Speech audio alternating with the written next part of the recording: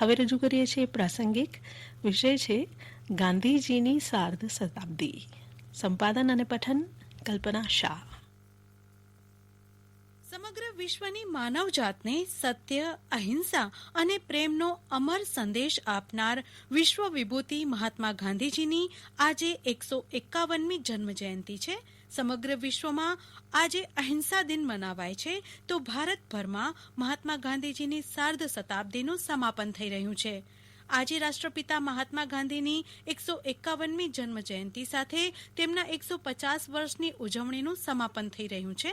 વિશ્વ પ્રસિદ્ધ નાટ્યકાર બર્નાર્ડ શોએ મહાત્મા ગાંધી વિશે યોગ્ય જ કહ્યું હતું કે આવનારી પેઢીઓ ભાગ્યે જ વિશ્વાસ કરશે કે ક્યારેક આ સંસારમાં એવી વ્યક્તિ પણ રહી હતી જે આધુનિક સ્વતંત્ર ભારતના પિતા, નવ રાષ્ટ્રના નિર્માતા અને ભાગ્ય વિધાતા એવી ઘણી વિદ્યાઓ લઈને કોઈ નોખી માટીનો માનવી આ દેશમાં જન્મ્યો હશે.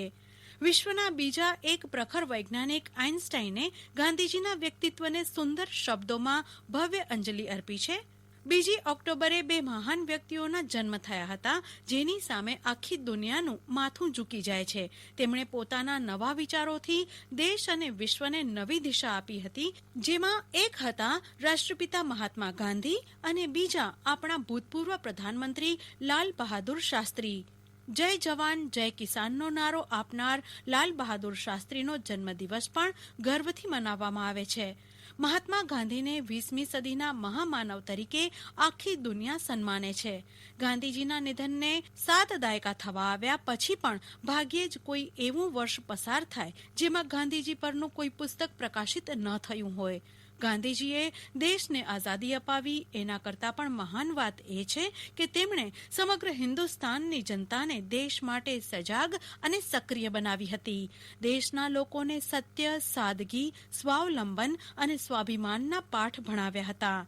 દેશના લોકોને એક બનવાના પાઠ શીખવ્યા હતા.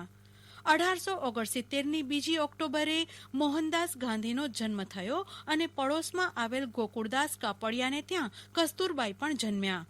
પોરબંદર અને રાજકોટની ધૂળમાં રમતા રમતા નાનકડા મોહને આગળ જતા ભારતની આઝાદીની લડતમાં ઝંપલાવ્યું અને પછી ભારતના રાષ્ટ્રપિતા તરીકેનું બિરુદ પણ મેળવ્યું. ભારત સરકાર દ્વારા ભારતના રાષ્ટ્રપિતાના 150મા જન્મવર્ષની ઉજવણી 1 વર્ષ સુધી કરવામાં આવી અને આજે તેનું સમાપન થઈ રહ્યું છે. ગાંધીજી કોઈ મોટા સાહિત્યકાર નહોતા કે પૂર્ણકાલીન પત્રકાર પણ નહોતા. આમ છતાં તેઓ ગુજરાત સાહિત્ય પરિષદના પ્રમુખ હતા. 1 થી વધારે પત્રો, સામયિકોના તંત્રી, સંપાદક અને મુખ્ય લેખક પણ હતા.